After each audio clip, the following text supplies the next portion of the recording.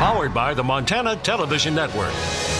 This is the 10 o'clock news on Q2, Montana's news leader. Jobs are booming, incomes are soaring, poverty is plummeting, crime is falling, confidence is surging, and our country is thriving and highly respected again. Just one day after his impeachment trial wrapped up and one day before the official vote, President Trump addresses the country tonight in the 2020 State of the Union. Good evening, everyone. Thanks for joining us tonight. I'm Jeanelle Slade. And I'm Russ Riesinger. The latest on the president's speech in just a moment. But first, the preliminary NTSB report into the plane crash that killed 4 Billings men last month. The document confirming much of what we already know, but adding one major detail. The Cessna TR-182 crashed when it hit a radio tower guy line while en route back to Billings from Hardin on January 11th. Now, the plane was flying very low, and investigators now say so low the plane hit the wire about 65 feet off the ground. Now, that tower was not charted because it was not 200 feet high, only 185 feet. Visibility probably would not have been a problem at the time. So the big question still remains why that plane was flying so low at the time, according to Robert Katz, a pilot with 40 years of experience who also studies plane crashes. There's really no plausible explanation for why he would intentionally be flying this low. The only thing that I can think of would be the pilot himself became medically incapacitated or physically incapacitated, or something failed on the airplane, which is a possibility because the airplane was 42 years old. Now, Katz says in a typical case, investigators will attempt to reassemble and inspect the wreckage and send the engine back to its manufacturer to be tested. They'll also be looking into the human factor in the pilot's record. Katz says that investigation can take a year to a year and a half to complete.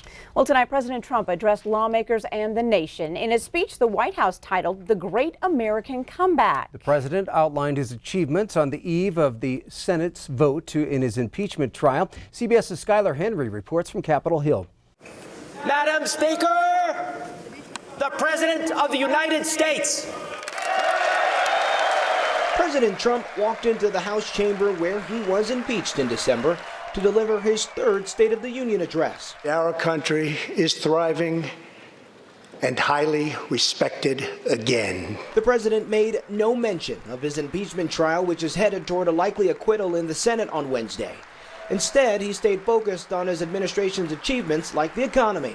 If we hadn't reversed the failed economic policies of the previous administration, the world would not now be witnessing this great economic success. President Trump touted military successes, like the killing of Iran's top general and the appointment of conservative judges. We have confirmed a record number of 187 new federal judges to uphold our Constitution as written. President Trump also presented the Medal of Freedom to conservative radio host Rush Limbaugh, who is being treated for stage 4 lung cancer. President Trump also discussed outstanding priorities like infrastructure and lowering the cost of prescription drugs. Get a bill on my desk and I will sign it into law immediately. House Democrats chanted H.R. 3 in support of their prescription drug bill. Michigan's Democratic Governor Gretchen Whitmer gave her party's response. If the economy doesn't work for working people, it just doesn't work.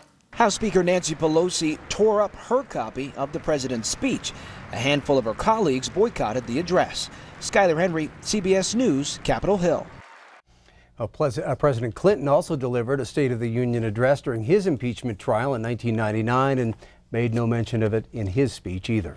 Well, Montana's 2 U.S. senators took to the floor today to explain their upcoming vote on whether to convict President Trump and remove him from office. As you might very well guess, they have 2 very different takes on the impeachment trial and will vote opposite each other. Republican Senator Steve Daines spoke first and denounced the impeachment process as a nakedly partisan ploy by Democrats to damage the president in the election. He called their case weak and said the president had not even been accused of committing a crime. Democratic Senator John Tester, however, said he will vote to convict the president. He said House prosecutors had proven without a doubt that Trump abused his power and then obstructed Congress from investigating that conduct by preventing key documents or witnesses from being seen or heard. Now, oddly enough, both senators say the sanctity of U.S. elections lies at the heart of this case. Montanans overwhelmingly oppose this impeachment. Montanans stand with President Trump. And supporting this impeachment means ignoring the voices of Montanans who voted for President Trump in the last election. And it means silencing Montanans who plan to vote for President Trump in the 2020 election. If anybody in this country, especially the President of the United States, corrupts an election, and that's not an impeachable offense for the President of the United States, I don't know what is. Fair elections are a foundational issue for this country. And to corrupt our elections is something that we need to hold people accountable of if they've done it.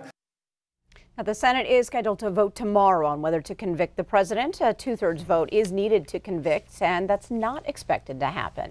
All of the results are still not in from the Iowa caucus tonight. The Iowa Democratic Party held off releasing those results last night after finding what it called inconsistencies, but did release partial results late this afternoon. With 62% of the precincts reporting, and in what is kind of a surprise, South Bend Mayor Pete Buttigieg is the leader with 26.9% of that vote right now. Bernie Sanders running a close second with 25.1%. After that, it's Elizabeth Warren, Joe Biden, and Amy Klobuchar. Again, these are still not final. 62% reporting. 41 delegates up for grabs there in Iowa. Now, I talked to MSUB political science professor Dr. Jason Atkins today about the chaos surrounding the first presidential contest. He says it does take confidence away from the process, but he's not buying any conspiracies. You read social media, you're going to find all sorts of conspiracies related to this. It comes down to poor organization and not prepared for a new way to report the results. It's not good. You know, it's the first contest of the presidential season, and not having it go right is going to put questions on, you know, New Hampshire coming up, which is a little different since this is a primary state and is run by the state of New Hampshire. But the Nevada caucus is coming up in a few weeks. That's privately run, just like the Iowa caucuses are run. President Trump easily won the Republican caucus in Iowa with a 97% of the vote. On the weather front tonight, Q2 Chief Forecaster Bob McGuire joins us with details on a skier's dream at Red Lodge. Boy, Bob. we talked about they had 26 inches of snow last couple of days. Looks like they're going to get almost the same amount in the next few days. And there it is. Doppler radar showing you the system already starting to make its way into Great Falls. It's going to follow the jet stream right on down the spine of the Rockies. It's coming close to the Billings area. It looks like it's heading right for Red Lodge and places like that, the Beartooth Mountains. You'll notice out in the western part of the state, we have a winter weather advisory for 3 to 5 inches of snow in the foothills, 6 to 12 inches of snow in the mountains. Then here's this, a number of winter storm watches, anywhere from 5 to 9 inches around Missoula. In the Beartooth, we're talking maybe 12 to 24 inches of snow, 6 to 12 inches up in the foothills.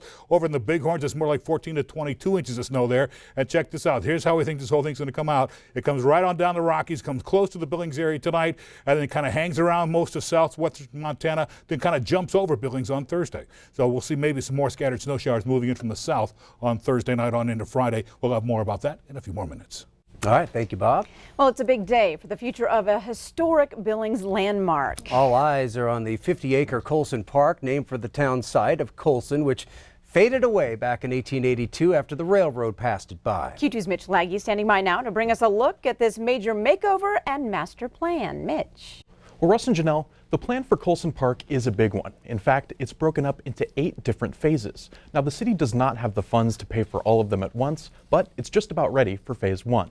That includes 2 restrooms and redeveloping the current boat ramp, and will use $110,000 in state grant money from the 2011 ExxonMobil oil spill on the Yellowstone River. The Parks Department has identified a $250,000 grant that must be matched by private donations to pay for the remainder of Phase 1. And there are lots of fun features planned for Colson Park, including a section remembering the history of the site, a bike track, sculpture park, dog park, and a man-made lake in the center, among other amenities. The Parks Department has been taking feedback from the public as the design process moves forward. and there's still time for you to give the Parks Department your 2 cents. But that doesn't mean that we still can't tweak it based on the community feedback. Master plan is a guiding document on the development of the park. Until you actually get into what we call design and development, where you really tie down a lot of the unknowns. And the designer told me that it will likely be close to 10 years before Colson is fully developed. Whitaker said we could see Phase 1 under construction as early as the spring. The plans just have to be brought before the City Council on March 2nd. Russ and Jeanelle. All right. Thanks so much, Mitch. A Billings City Council will soon look at adopting a non-discrimination ordinance. A law designed to protect LGBTQ people from discrimination when it comes to public employment, housing, and accommodation. One of the NDO's most prominent supporters, former council member Brent Cromley, shared his reasoning at the council meeting last night. Now, Cromley introduced a similar NDO last year during the tail end of his council term, but later withdrew after hearing from the LGBTQ community. In a short presentation, Cromley also responded to opponents. For example, he rebuked the argument that the NDO's passing would create more cases for the court system and bog it down. Not true. In all the Montana cities, they have 30 years of experience. There have not been any complaints filed. And that's generally the experience around the country. So why pass an NDO? Because it's a matter of perception. It would give the statement that Billings does not discriminate. The argument that there is no discrimination in Billings. And if you heard the testimony in 2014, you know that's not the case. My religion dictates that I discriminate, but nothing in the ordinance requires you to associate with a particular person. It's only in public services, employment, and public accommodations that it's involved. Councilwoman Penny Ronning introduced the new NDO last week. On February 24th, the council will vote whether to put the NDO up for adoption on March 23rd. Up next on your Q2 10 o'clock news, a statewide tour talking Montana's economy lands in Billings and delivers a look at the Magic City. And in sports, this Montana Cowboy is in a medically induced coma after a Saturday rodeo accident. Scott updates the condition of Jesse Davis. You're watching MTN News with Janelle Slade and Russ Riesinger. Storm Tracker weather with Bob McGuire. And sports with Scott Breen. This is the 10 o'clock news on Q2, Montana's news leader.